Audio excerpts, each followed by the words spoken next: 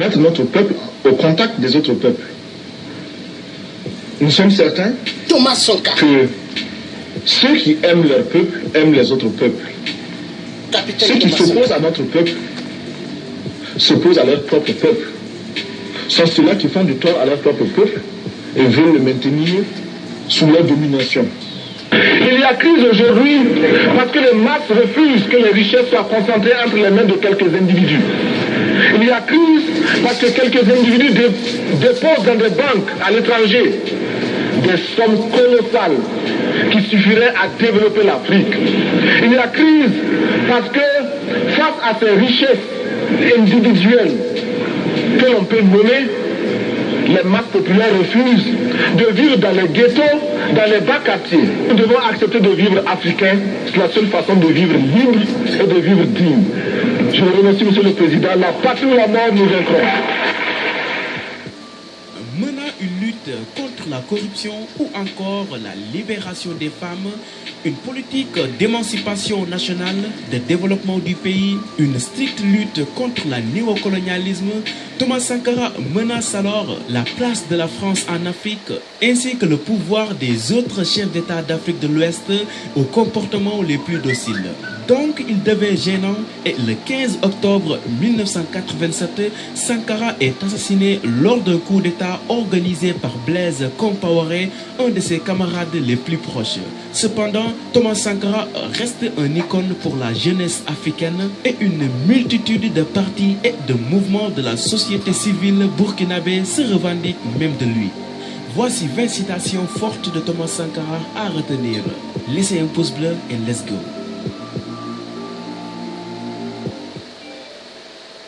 Voilà. Maintenant, moi je vais lire ce qui est écrit. Ici ils disent, tuer Sankara, des milliers de Sankara naîtront. Voilà. Des milliers de Sankara naîtront. Et maintenant ils disent après, je vais lire.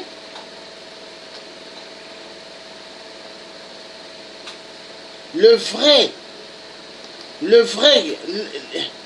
vrai émancipation de la femme, c'est celle qui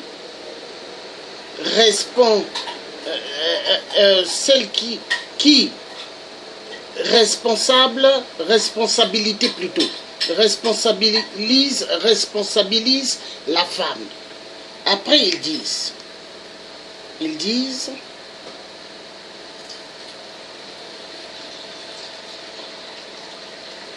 quand le peuple se met debout, l'impérialiste tremble. Quand le peuple se met debout, l'impérialiste tremble. Ni le Coran, ni la Bible n'ont jamais pu réconcilier le riche et le pauvre. Voilà.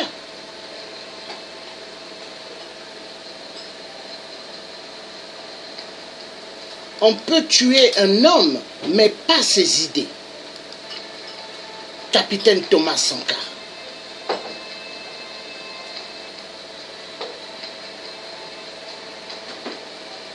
Une jeunesse mobilisée est dangereuse. Une jeunesse mobilisée est une puissance qui effraie même les bombes atomiques.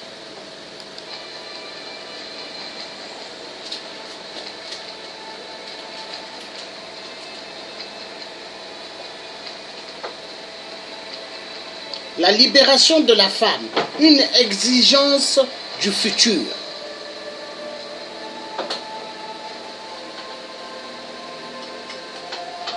Ceux qui veulent exploiter l'Afrique sont les mêmes qui exploitaient l'Europe. Écoutez bien, ceux qui veulent exploiter l'Afrique sont les mêmes qui exploitaient l'Europe.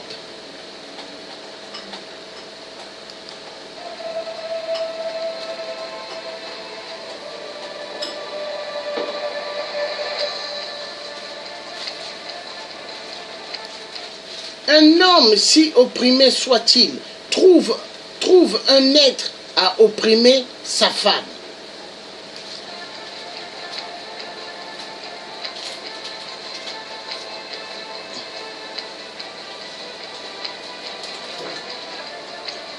le cinéma africain doit être protégé du mauvais cinéma africain afin que le bon cinéma africain transcende et se maintienne.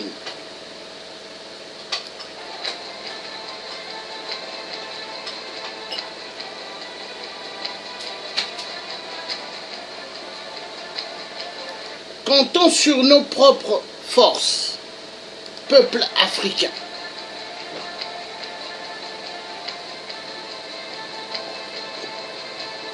Nous ne pouvons laisser à nos seuls ennemis d'hier et d'aujourd'hui le monopole de la pensée, de l'imagination et de la créativité.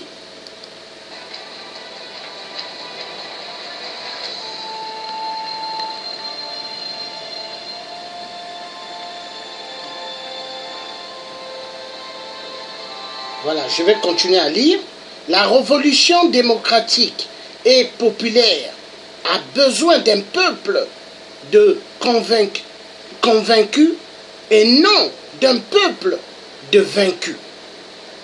D'un peuple de convaincus et non d'un peuple de soumission qui subsiste leur destin.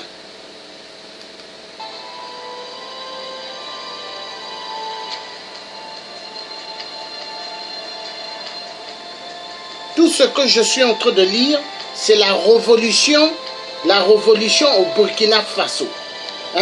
Donc c'est des alertes qui donnent pour toute l'Afrique.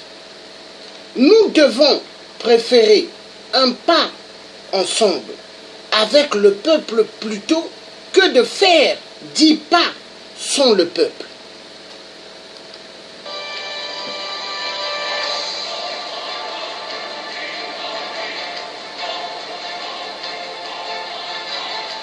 Un peuple conscient ne saurait confier la défense de sa patrie à un groupe d'hommes. Quelles que soient leurs compétences, les peuples conscients assument eux-mêmes la défense de leur patrie. Non, les Burkinabés, ils sont efficaces.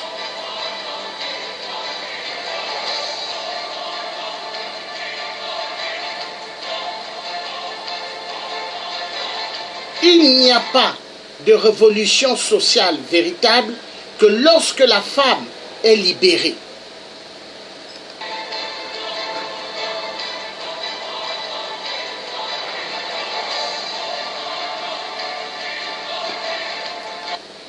L'attention des parents pour les filles à l'école devra être égale à celle accordée aux garçons, qui font toute leur fierté. Car non seulement les femmes ont trouvé qu'elles étaient égales à l'homme à l'école, quand elles n'étaient pas tous simplement meilleures, mais surtout, elles ont droit à l'école pour apprendre et savoir, pour être libres. Voilà. Non, les Burkinabés, ils sont efficaces. Et c'est comme ça, on a besoin de réveiller le peuple africain.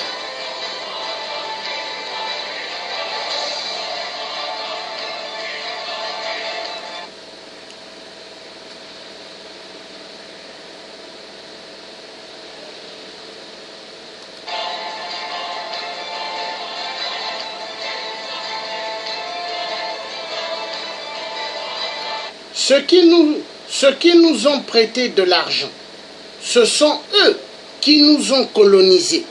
Écoutez bien. Ah non, non, les Burkinabés, ils sont forts. Ceux qui nous ont prêté de l'argent, ce sont ceux qui nous ont colonisés. Vous avez vu? Donc il faut sortir de la mascarade du franc CFA. Parce que le franc CFA est une monnaie pour appauvrir l'Afrique, pour payer les minéraux africains à un prix dérisoire. Oui, ils payent les minerais avec le dollar. Mais à partir, ils convertissent par rapport au franc CFA. Et ils donnent, mais cet argent, nous devons maintenant dire merde au franc CFA. Vive la libération de l'Afrique, coûte que coûte. Le peuple africain doit sortir. Il doit enlever les enchaînements de l'esclavagisme moderne. Il doit enlever tous ces enchaînements. Il doit sortir des églises de l'homme blanc. Car l'église de l'homme blanc, pour abrutir l'homme noir. Nous avons suivi l'homme blanc, ce qu'il a dit tout à l'heure. Le peuple noir doit sortir de l'imbécilité. Les mêmes qui nous donnent, qui nous prêtent de l'argent, qui nous donnent, ce sont les mêmes qui ont fait l'esclavagisme. Essayez de comprendre. Le système néocolonialisme tremble quand le peuple devenu maître de sa destinée veut prendre sa justice. Et c'est comme ça. Le peuple congolais de toute l'Afrique doivent prendre leur destinée en main. Le peuple de toute l'Afrique ne doit plus attendre que l'homme blanc leur dise qu'est-ce qu'ils doivent faire chez eux. Leur pays, c'est leur pays. La terre africaine appartient au peuple Kunta Kinte, au peuple Thomas Sankara, au peuple Shaka Zulu. Voilà, la terre africaine appartient au peuple Bantou. Et le peuple Bantou doit retrouver son honneur qui était enlevé par l'homme blanc. Il vous amène des machines à voter. Et vous êtes en train de regarder. Ils vous disent quand il faut faire des élections. Mais l'élection en RDC, il n'y aura pas d'élection. Il doit avoir le soulèvement populaire. Car cette élection, c'est une mascarade pour que vous restez esclaves, pour que toute l'Afrique reste esclave. Car l'arme est debout. La détente se trouve au Congo. Et le Congo doit se libérer pour que toute l'Afrique se libère. Le message est clair. La libération de toute l'Afrique viendra à partir du Congo RDC. Mais le peuple africain doit être attentif et savoir ce qu'il veut. L'heure n'est plus l'heure de la rigolade. Moi, le tiers africain, je ne suis pas un plaisantin. Je ne suis pas là en tant que fanatisme. Non, je suis là pour réveiller les consciences endormies. Je suis là pour dire au peuple noir, arrêtez d'écouter ceux qui sont allés dans les grandes études, qui parlent le français comme l'homme colon. Oui, arrêtez de les écouter. Arrêtez d'écouter ceux qui vous parlent un français exactement comme Napoléon. Arrêtez d'écouter ceux qui parlent le français comme je dirais, le président Jupiter, Emmanuel Macron. Arrêtez. Nous allons maintenant regarder autre chose. Je vais lire La patrie ou la mort. Thomas Sankara. L'esprit de liberté, de dignité, de compter sur ses propres forces, d'indépendance et de lutter anti-impérialisme doit souffler du nord au sud, du sud au nord et franchir largement les frontières, d'autant plus que les peuples africains partisent des mêmes misères, nourrissent les mêmes sentiments, rêvent d'être même légendaires, meilleurs. Et après ils disent, rêvent d'être même lendemain meilleurs.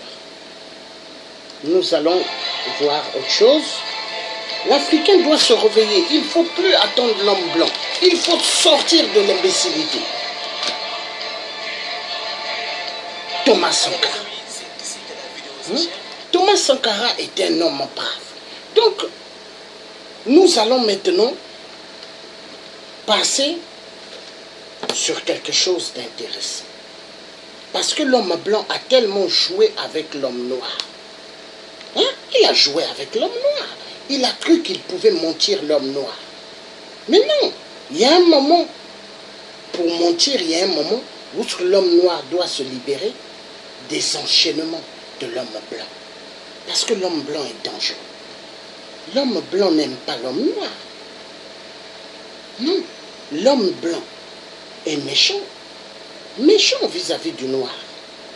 L'homme blanc, il est content quand il voit les Congolais en train de manifester, les Congolais en train de faire des sites. L'homme blanc est content parce qu'il veut voir le Congolais ne plus avoir une terre, que le Congolais soit esclave.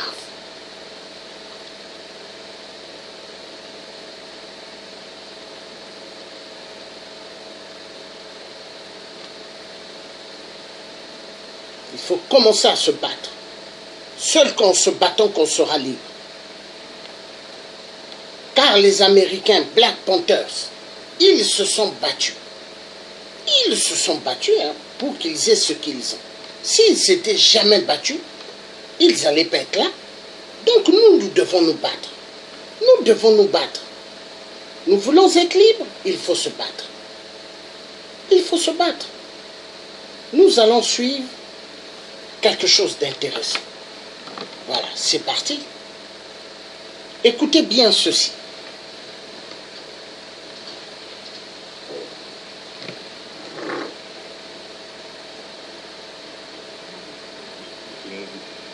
Moi, c'est votre opinion qui me... C'est évident, monsieur. Mais pourquoi? C'est la nature qui veut ça, il manque des chromosomes. Ah, il manque des chromosomes au noir. Attendez, je vais remettre. Écoutez, monsieur, dans tout... Les noirs, c'est des perdants. Dites-le, avouez-le. Entre Bien nous. sûr, mais il y a quelques noirs qui sont des gens qui jouent le jeu des gagnants. Mais eux, c'est des corrompus parce qu'ils retournent leur veste. Il faut être retourné... Non, c'est à notre époque. Ouais, en gros, les noirs, ils sont noirs. Ça, personne ne vous le dira vraiment, monsieur. Mais vous, selon vous, moi, c'est votre opinion qui me... C'est évident, monsieur. Mais pourquoi? C'est la nature qui veut ça, il manque des chromosomes. Ah, il manque des chromosomes au noir. Sinon, écoutez, monsieur, dans toutes les richesses du monde, Ouais. il n'y a jamais d'hiver là-bas, ils ont un territoire gigantesque. Ouais. Comment ça se fait qu'ils ne dominent pas le monde, ce type-là, du moment comment ça se fait que... Ouais. Comment ça se fait qu'ils n'ont pas des frontières comme la Chine comment ça fait qu'ils n'ont pas un Mao Tse-tung qui dit, oh, c'est la Chine qui entre pas. L'Afrique, il y a 100 ans, était à vendre ou à prendre. Les grandes nations s'y taillaient des empires à coups de sabre ou parfois à coups de fusil. Pas pour y chercher des esclaves, la traite des Noirs était interdite, encore que certains négriers ne se gênaient pas. Non, mais on pensait que ce grand continent vide recélait probablement des richesses nouvelles, à commencer par l'huile de palme, dont on se servait pour graisser les machines, la grande nouveauté, la grande révolution du 19e siècle. Alors la lutte était très serrée, et les conquérants anglais, américains, portugais et même français ne prenaient guère de gants avec la population africaine, qui d'ailleurs n'opposait pas grande résistance. Et pourtant, ils n'étaient pas tous des traîneurs de sable. Et je voudrais vous raconter ce soir l'histoire de l'un d'eux qui, sans tirer un coup de fusil, a su attirer à la France toute une partie des territoires du centre de l'Afrique et nouer des relations d'amitié qui font que l'Afrique, aujourd'hui encore, est proche de nous. Français, je vois des générations de paysans basques et de paysans vendéens qui n'ont pas à faire repentance pour des faits qui correspondaient à des situations dans des sociétés données. En gros, l'argument, c'est « oh, c'est passé ». Voilà, le contexte est différent, c'est le passé. Alors, ce que l'on peut déjà répondre, c'est que, en fait, le problème, et ce que refuse de voir là François Fillon, c'est que ce passé travaille encore le présent. Et profondément, c'est un passé qui ne passe pas. Parce que les logiques de domination qui ont permis l'esclavage n'ont pas cessé avec l'abolition de l'esclavage. Par exemple, dans les Antilles, la majorité des chefs d'entreprise, des élites propriétaires, descendent de familles d'anciens esclavagistes. Leur fortune s'est construite justement sur l'esclavage. Il y a un lien puissant entre le passé esclavagiste et le présent raciste. Et ce qui m'étonne toujours, c'est que tous ceux qui sont prêts à reconnaître le lien fort entre un passé esclavagiste et un présent raciste qui implique des violences, qui implique des inégalités sociales, on le reconnaît sans problème dans la situation américaine, mais on refuse de le voir dans la situation des Antilles. Alors, Domota, par ailleurs, donnait les explications de cette perpétuation du passé dans le présent lorsqu'il évoquait 1848, toujours dans le cadre de l'émission. Êtes-vous prêt à nous accompagner dans un combat justement pour annuler les lois qui ont indemnisé les propriétaires d'esclaves en 1848 et 1849, alors que nous sommes une république, et pour remettre en état les choses, pour restituer les terres qui ont été acquises de façon criminelle? Voilà une belle question. Ce qu'évoque là Élie Domota est donc l'abolition de l'esclavage en 1848 par la Seconde République. À l'occasion de cette abolition, les propriétaires avaient été indemnisés. En revanche, les esclaves n'avaient rien eu, ni aide financière, ni octroi de terre. Donc non seulement les structures de propriété qui reposaient sur cette période de l'esclavage n'avaient absolument pas changé et se sont perpétuées, d'autre part les propriétaires ont récupéré des sommes rondelettes avec cette indemnisation, et pour les esclaves qui n'avaient rien, eh bien finalement il ne leur restait qu'une seule solution, c'est se faire réembaucher par leurs anciens maîtres. Et c'est exactement ça qui s'est passé.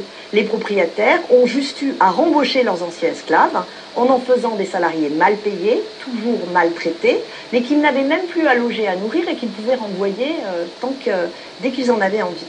Et de fait, il faut savoir que tout un courant de traités d'économistes libéraux au XIXe siècle avait largement administré la preuve aux planteurs qu'ils avaient économiquement tout à gagner à cesser l'esclavage et à le remplacer par du salariat qui était plus rentable et beaucoup plus efficace. Ces arguments ont même parfois plus joué même que les arguments humanitaires et philanthropiques en faveur de l'abolition.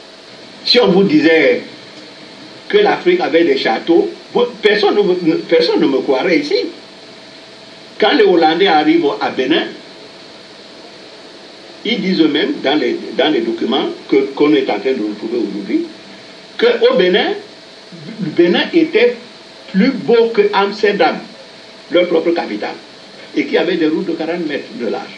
Les documents sont là. Lisez l'Europe sous-développée, l'Afrique. Vous allez retrouver des documents hollandais.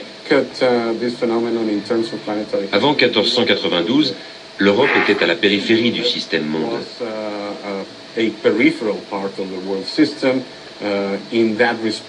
C'était une région relativement pauvre comparée au reste du globe. En Afrique, en Asie et en Amérique, il y avait des civilisations florissantes. Après 1492, la situation change radicalement. Vous, l'empereur des Incas, mourrez étranglé avec un collier de fer. Sur son passage, Brazza s'attaque à l'esclavage. L'esclavage qui subsiste toujours, bien qu'interdit. Les marchands d'esclaves sont d'ailleurs souvent des Africains. Brazza fait venir les malheureux à lui et leur promet la liberté. Tous ceux qui toucheront le drapeau français, dit-il, seront libres.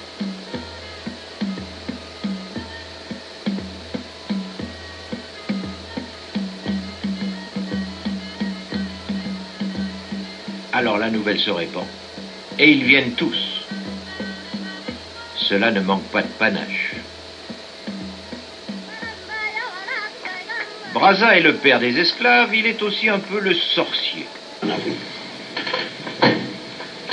Il y a un pape, Nicolas V, en 1445, qui autorise, qui donne l'ordre, qui intime l'ordre aux Blancs, aux Européens, d'aller mettre les Africains en esclavage. Parce que c'est comme cela que ces choses-là se passaient. Tous ceux qui n'étaient pas dans la ligne tracée par l'Église catholique devaient être mis en esclavage. Et l'Europe a été toujours une terre d'esclavage depuis la Grèce ancienne. Et ce genre de mœurs, ce qu'on appelle l'esclavage, les Africains ne connaissaient pas ce genre de façon de fonctionner. Parce que l'esclave était un bien meuble. Il n'avait aucune personnalité, il n'avait aucun droit. Et pendant des générations, successivement les enfants qu'ils laissaient, qui étaient eux-mêmes des esclaves. Donc, à partir de là, les Occidentaux décident donc que quand ils viennent en Afrique, ils viennent parce que les Africains sont des païens.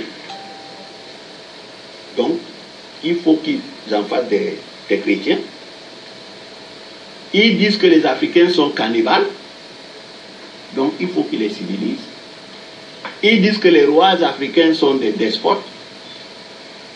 Il faut donc qu'on sorte des Africains de la domination des dictateurs, de la dictature de leur roi. Ils disent que les Africains passent leur temps à se faire la guerre. Donc, il faut apprendre à les pacifier. En fait, si nous suivons bien le raisonnement, les Blancs viennent prendre les Africains en Afrique parce que pour les sauver des rois, des dictatures des rois africains, pour aller les mettre en esclavage dans les plantations eux-mêmes. Donc il y a quelque chose qui ne tourne pas rond dans cette affaire. C'est comme si aujourd'hui on envoyait des casques bleus sauver un pays. C'est ce qu'ils ont fait aussi au Congo. Lumumba était le chef du gouvernement du Congo. Son pays est menacé, le Congo est menacé par des Blancs qui veulent faire sécession au Katanga pour imiter l'Afrique du Sud, parce qu'ils voulaient se rattacher à l'Afrique du Sud. Parce que le Katanga est une zone minière, il y a énormément de richesses. Les Blancs font sécession et Lumumba demande aux Nations Unies de lui envoyer les casques bleus. C'est ça le droit international. Ça veut dire que c'est Lumumba qui est le chef du pouvoir du gouvernement du Congo. Donc, la communauté internationale, comme ils nous le disent souvent, c'est ce qu'ils nous dit en Côte d'Ivoire, quand ils envoient l'ONUCI tirer sur les populations, ils nous disent que c'est la communauté internationale qui vient mettre la dictature de Rwambabo hors d'état de nuire et donner le pouvoir à Ouattara qui a gagné les élections chimériquement. Donc, ces gens-là viennent donc chercher des Africains pour les mettre à l'abri de leur roi. Mais pour en faire quoi? Des esclaves dans les plantations de coton. Ça ne va plus. C'est comme ils sont venus au Congo.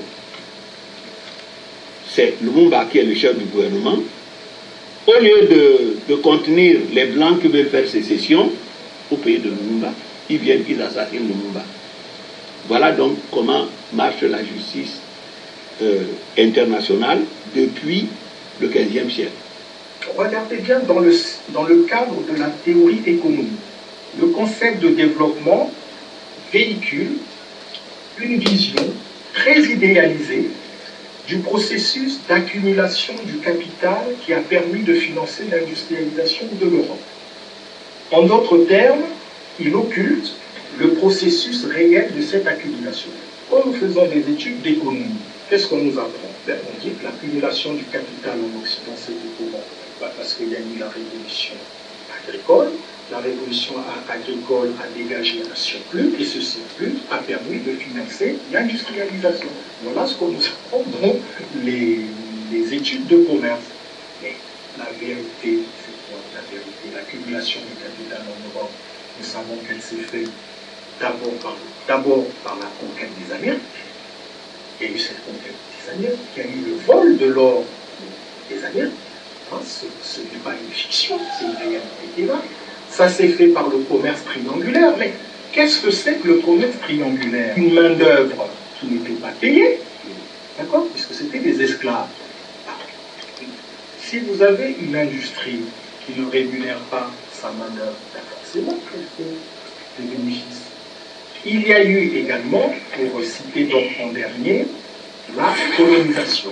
Voilà les trois éléments qui ont réellement permis l'accumulation du capital en Occident. Depuis Adam Smith, qui était un des grands théoriciens de l'Europe, le concept de développement, il faut bien retenir ça, le concept de développement est le discours par lequel l'Occident se déculpabilise de son passé en occultant les rapports de force externes qui ont permis l'accumulation primitive du capital et qui ont déclenché l'industrialisation.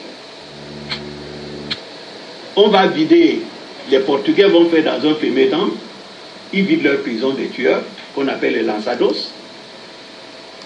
Les lançados, au Portugal, on les appelle la semence de l'enfer. Voilà donc des groupes d'hommes, ces groupes d'hommes qu'on va d'abord envoyer en Afrique, à l'intérieur de l'Afrique. Et lorsqu'ils vont arriver, ils vont commencer à assassiner les rois africains. Je vous ai dit tout à l'heure que quand ces gens-là arrivent, ils trouvent des pays très florissants, il y a des livres dessus, mais qui ont été cachés pendant très longtemps. Mais les Africains ne sont pas armés, ils ne s'arment pas, parce que la culture africaine, ce n'est pas l'Africain de maintenant, qui tue, qui massacre, qui fait n'importe quoi. Les Africains, dans leur culture, on ne verse pas le sang. Et je vais vous expliquer tout à l'heure quand nous allons commencer à entrer dans le vif du sujet dans le débat. Donc, ce qui fait que quand les Occidentaux arrivent, les Européens arrivent, d'ailleurs avec des prétextes bien définis, la terre leur appartient, le pape leur donne l'autorisation, c'est le pape qui distribue le monde, il leur donne l'autorisation d'aller en Afrique, il leur intime même l'ordre d'aller en Afrique et d'aller arracher les Noirs pour les mettre en esclavage. Donc, il va y avoir une véritable ruée. Le commerce principal, à cette époque-là, du 15e au 19e siècle, c'est le commerce principal.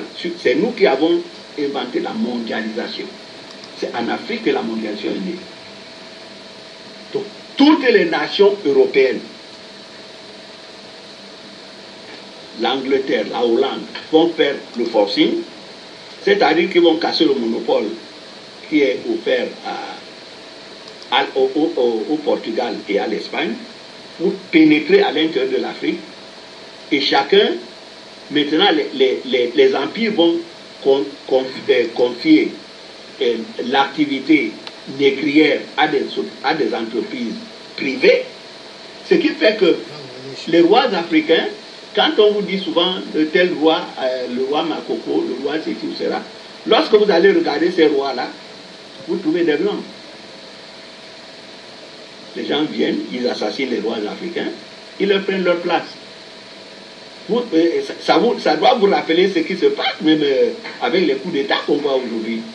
Donc quand je vous dis qu'il n'y a pas de génération spontanée, quand ces gars arrivent en Afrique, ils envahissent les territoires africains, ils viennent là parce qu'ils l'ont déjà fait en Europe eux-mêmes. Vous avez par exemple les Bulgares au Xe siècle. Les Bulgares n'étaient pas d'accord avec l'église catholique, celle de Rome, et donc on appelait ça un schisme, on les appelait schismatiques. Et donc on donne aussi, le pape donne l'ordre aux Européens de mettre les Bulgares en esclavage. C'est eux qu'on appelle aujourd'hui les Slaves. Donc Slaves en anglais c'est slaves, qui veut dire esclaves. Donc vous voyez donc que tous ceux qui ne rentraient pas dans le moule de l'église avaient qualité pour être mis en esclavage, exactement comme les Arabes faisaient la même chose quand ils venaient dans le cas du djihad. Tous ceux qui n'étaient pas musulmans avaient qualité d'être mis en esclavage. L'histoire du cheveu noir, l'histoire de notre cheveu. L'histoire de toutes nos coiffures est originaire des différents groupes ethniques d'Afrique. Le premier exemple de dreadlocks remonte à l'ancienne Égypte, où l'on en retrouve sur de nombreux artefacts. Socialement, le soin des cheveux jouait un rôle significatif dans l'identité des tribus africaines. C'était un moyen de déterminer le statut social d'une personne basé sur l'ethnicité, le rang social, l'âge, le statut marital, la richesse, la fertilité, la virilité et la religion. Les vanilles, les tresses ou encore les tresses avec du fil de laine, ainsi que la boue et l'argile étaient les techniques utilisées pour créer ces coiffures élaborées. La réalisation de ces coiffures prenait des heures et parfois même des jours.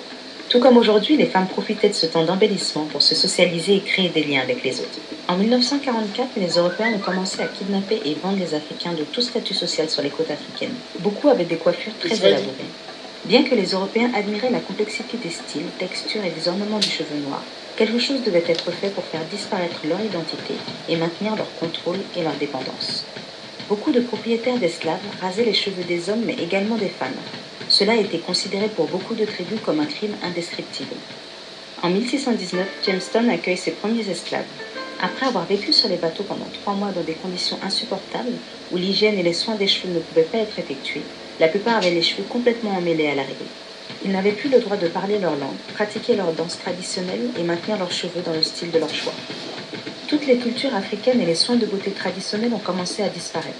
Les propriétaires d'esclaves voulaient qu'ils éradient leur héritage africain. Ils imposèrent leurs normes de beauté, soit la peau claire, les cheveux lisses et les parures européennes. La peau noire, les cheveux crépus et les traits africains étaient considérés comme repoussants. Les esclaves au teint clair et aux cheveux plus lisses étaient vendus plus cher.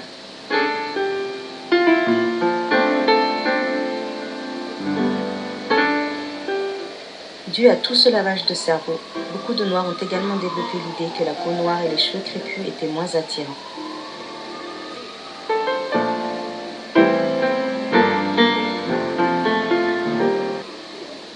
Les esclaves n'avaient aucun moyen de s'occuper de leurs cheveux comme elles le faisaient en Afrique. Elles étaient contraintes à utiliser des huiles de cuisine, du beurre, du kérosène et des brosses pour moutons.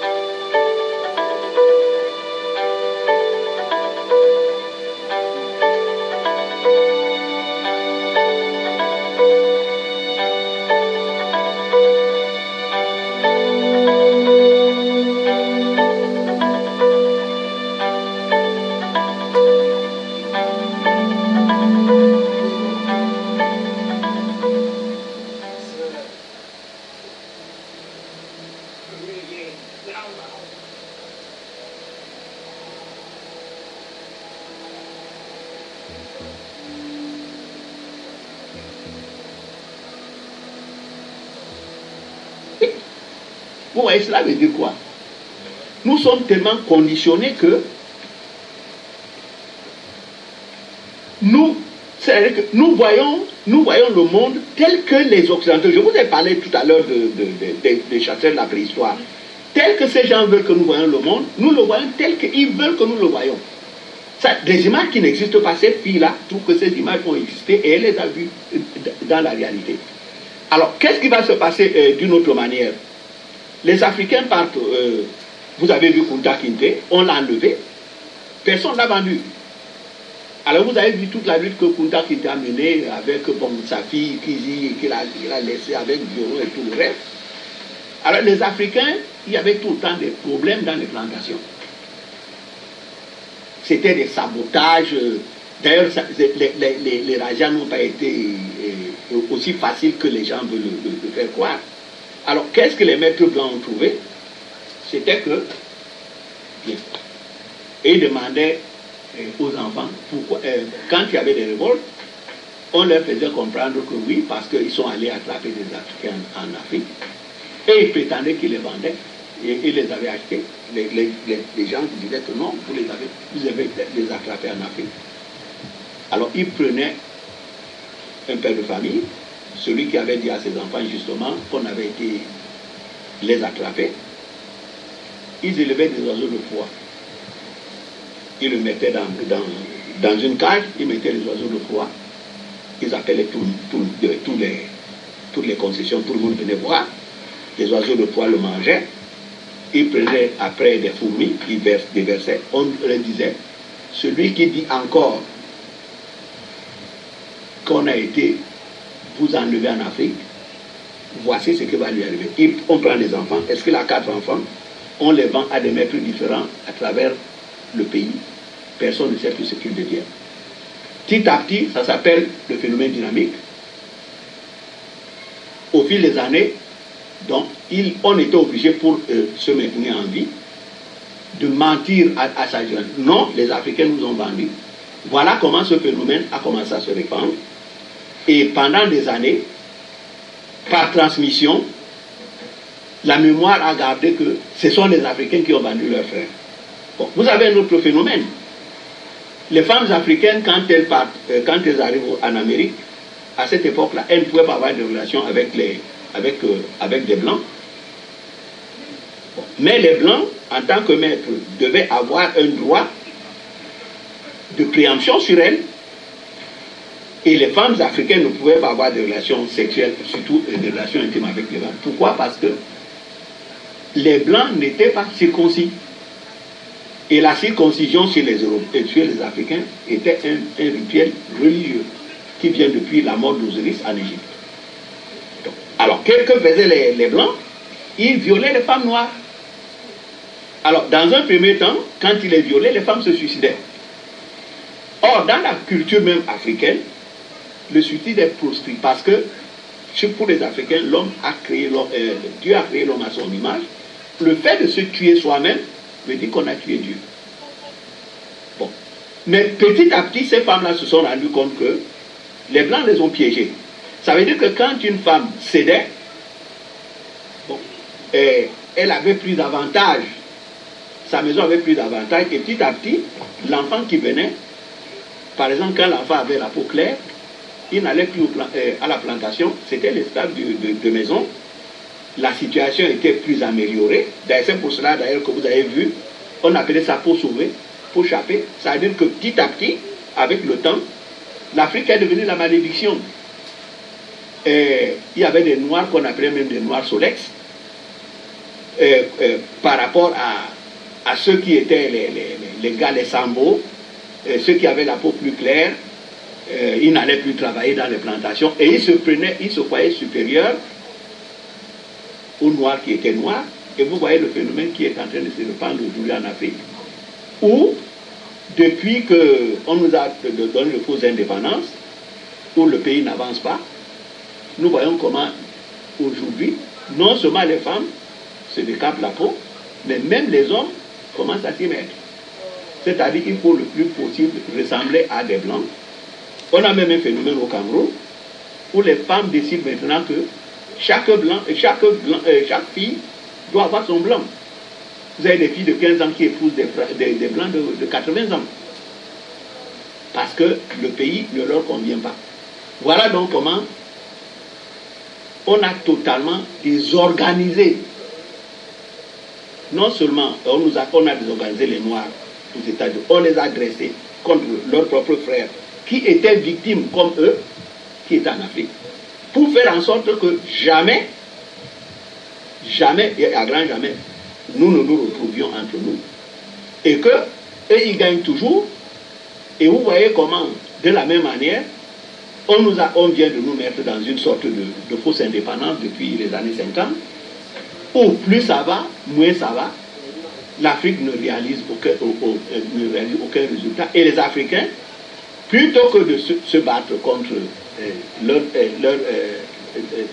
oppresseurs, se sont retournés contre eux-mêmes. À tout moment, l'Afrique est à peu et à sang. Il y a des guerres dites tribales, il y a des guerres régionales. Depuis que les États sont en place, on n'arrête pas de se faire la guerre, de telle manière que nous n'avons pas le temps de nous développer. Voilà donc les conséquences de ce que j'appelle le pétrole. Pourquoi? Parce que j'en aurais fini. On vous dit que la traite des Noirs, comme ils l'appellent, a été abolie. Les Rajas n'ont jamais été abolis, à vrai dire. C'est un pied dans lequel nous sommes tombés. Et lorsque vous voyez comment l'Afrique fonctionne, vous vous rendez compte qu'il n'y a pas d'État en Afrique, c'est des plantations. Ce qu'on appelle aujourd'hui les présidents africains, c'est les Occidentaux qui les mettent en place.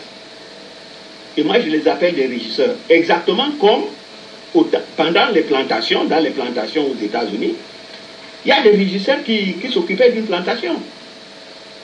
Des régisseurs noirs. Bon, les Blancs sont là, ils dansent, et ils disent que c'est nous qui sommes des fainéants. Bon. Donc, la situation, en fait, n'a pas changé. Sauf quand on veut se tromper soi-même. La situation n'a changé en rien. On nous dit aujourd'hui, vous avez des États avec des drapeaux qui flottent, mais dans la réalité, l'Afrique n'a même pas de monnaie. Comment est-ce que les symboles régaliens, un État, le symbole d'un État, c'est de battre monnaie. Aucun État africain ne bat monnaie. il faut avoir sa propre monnaie. Ce n'est pas un tissu que le drapeau qui veut dire qu'on est libre. Donc, nous sommes encore sous le système négrier. Ne vous faites aucune illusion. Nous ne décidons de rien dans le monde. Vous avez vu comment, en Côte d'Ivoire, Laurent Gbagbo a gagné l'élection présidentielle. Sarkozy a décidé que c'est Ouattara qui serait en place. On a chassé Laurent Gbagbo. Et ils ont créé des institutions internationales. La CPI, c'est quoi? La Cour pénale internationale, c'est pour dire aux nègres, il n'y a que les Noirs qui passent à la Cour pénale internationale. Jamais Bush. Bush a massacré des gens à Mira. Sarkozy a bombardé des hôpitaux à Abidjan. Ils sont allés tuer Kadhafi en Libye. Maintenant, la Libye est devenue un dépotoir. Ça tue le jour comme la nuit. Non, il est libre. Donc, même les institutions internationales qui sont en place aujourd'hui, on les a mis en place pour contrôler le monde. Donc, nous sommes encore des peuples d'esclaves. Pendant qu'on disait que Laurent Gbagbo, on le chasse parce qu'il a fraudé aux élections, Biya, et puis il y a Paul Biya, quelques mois après, il a fraudé aux élections. Et qu'est-ce que la France envoie comme message? Elle dit non, mais c'est notre partenaire économique principal. Voilà. Donc, c'est à cette réflexion que je suis venu, avoir avec vous, afin que nous puissions un peu voir, faire l'état des lieux aujourd'hui. Comment se fait-il que, et je vous l'ai dit, il n'y avait pas de village en Afrique. C'est ce qu'on appelle les chefs de village. Il y avait des empires en Afrique. Je vous dis qu'économiquement, l'Afrique était en avance sur l'Europe. Nous allions jusqu'en Chine. Et je vous rappelle d'ailleurs que la plupart des Noirs que vous voyez aujourd'hui dans les Caraïbes ne sont pas allés là-bas comme esclaves. Les Noirs avaient déjà des relations avec l'Amérique depuis des temps immémoriaux. On sait que, par exemple, Ivan Bassertima a démontré comment les Indiens et les Noirs se sont retrouvés un jour à l'île de Pâques, au Bakary II. Une expédition était partie d'Afrique, toute une flottille pour aller vers les Amériques.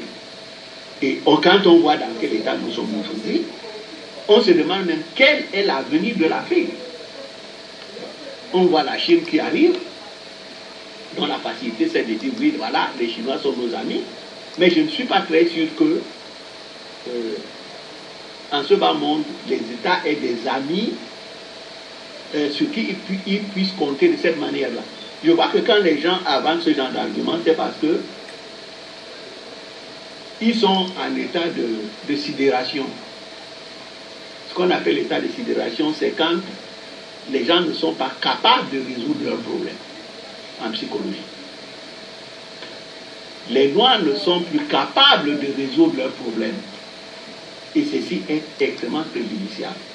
Donc c'est à ces échanges que je vous invite et je remercie de m'avoir écouté sans que je l'ai sans doute mérité. Merci.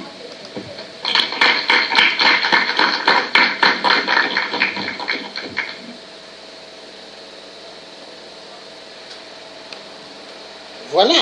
Une décision. Je ne mets pas Nous allons écouter Laurent Gbagbo. C'est comme l'article 16 de la Constitution française. Ça donne énormément de pouvoir. Mais ce jour-là, j'ai pris l'article 48 de la Constitution et j'ai permis à Ouattara et à Bédié, d'être candidat. Donc, mesdames, voilà ce que je voulais vous dire. Voilà ce que je voulais vous dire. Nos pays, nos États, et ce sera mon dernier point, sont fragiles. Nos États sont fragiles.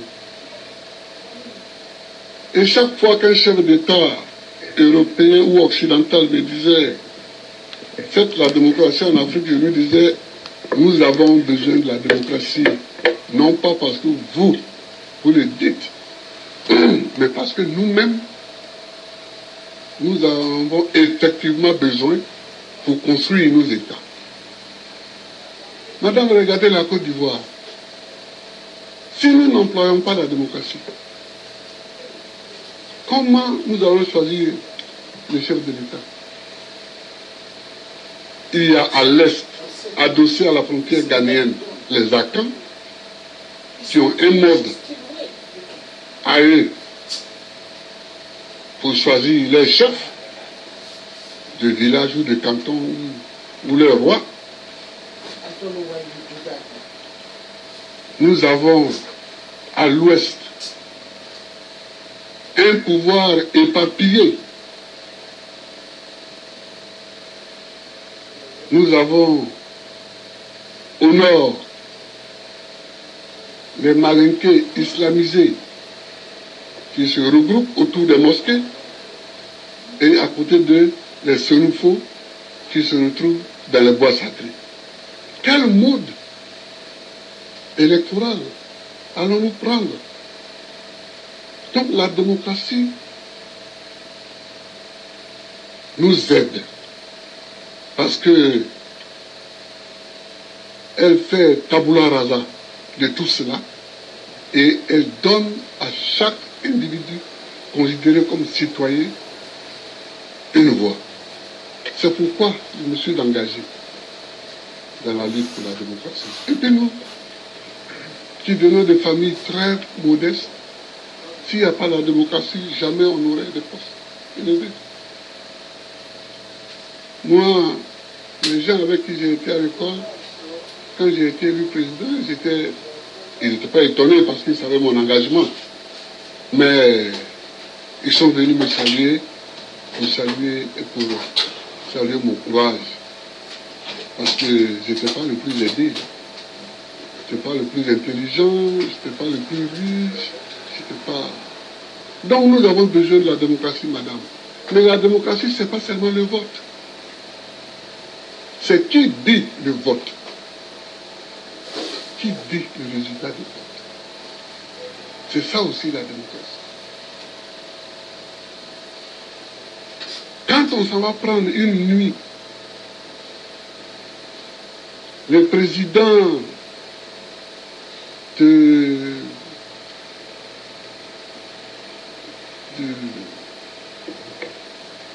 groupement électoral, qu'on l'amène dans le QG électoral d'un candidat, qu'on invite une télévision étrangère, on lui dit de parler et on le filme, et on diffuse ça dès le lendemain matin, ce n'est pas très démocratique, ça, c'est pas la démocratie. La démocratie, c'est le respect des textes, à commencer par la plus grande des normes en droit, qui est la Constitution. Qui ne respecte pas la Constitution n'est pas démocrate. Madame, c'est parce que j'ai respecté la Constitution qu'on veut me mener ici. Alors, bon, je suis là, mais je compte sur vous. Je compte sur vous parce que je souhaite que tous les Africains qui me soutiennent et qui sont tout le temps ici, devant la cour, devant la prison, qui sont dans leur pays en train de manifester, en train de marcher, tous ces Africains-là, qu'ils comprennent que le salut pour les États africains, c'est le respect des constitutions que nous nous donnons. En 1845, le peigne métallique à chaud créé par les Français est disponible aux États-Unis. Beaucoup pensent que Mme C.J. Walters a inventé ce peigne, mais c'est faux. Elle a développé une gamme de produits pour les cheveux noirs et popularisé la coiffure Crescenker. En 1865, l'esclavage s'est terminé avec des cicatrices émotionnelles et psychologiques toujours présentes. Ce qui était considéré comme beaux cheveux, ceux plus fins, plus bouclés, qui se rapprochaient le plus des cheveux européens, étaient devenus prérequis pour pouvoir trouver du travail, entrer dans certaines écoles, églises et groupes sociaux. Dans les années 1930, 1920, Marcus Garvey, un nationaliste noir, pousse ses partisans à embrasser leurs cheveux naturels et reprendre leur héritage africain. Il est l'auteur de la citation « Retire les nœuds de ton esprit, pas de tes cheveux ».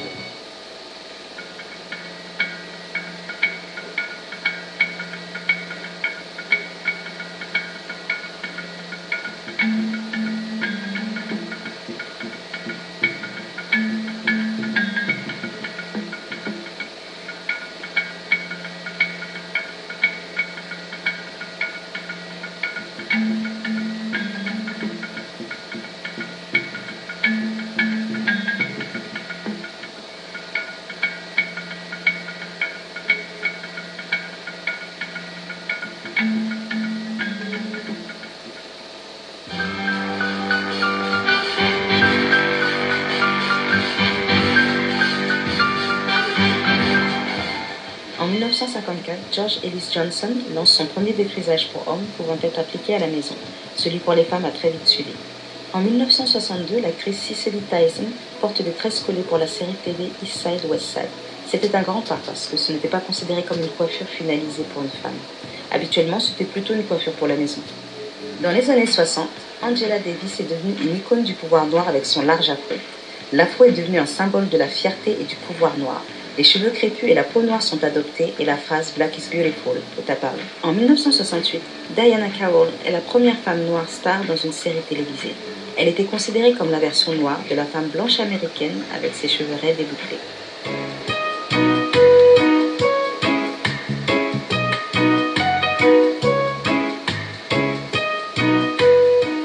En 1971, la journaliste Melba Tolliver est renvoyée du groupe audiovisuel ABC de New York pour avoir laissé ses cheveux en afro. Cela a créé une grosse polémique. En 1977, le style Jerry Curls explose dans le milieu des cheveux afro. C'était considéré comme la coiffure des Noirs jusqu'aux années 80. Dans les années 90, le magazine Essence déclare « Les sœurs aiment les perruques ». Les styles naturels sont de plus en plus acceptés aussi.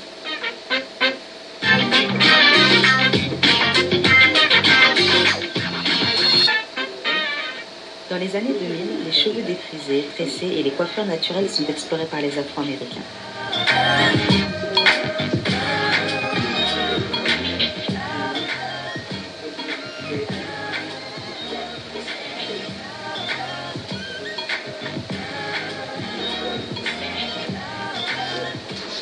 Vers 2009, une vague de femmes noires se sont remises au naturel. Beaucoup appellent ça le mouvement des femmes naturelles.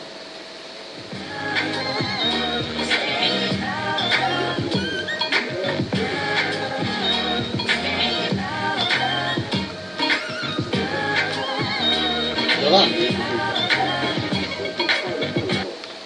Nous avons besoin. I'm closing, you opening. Why you do that?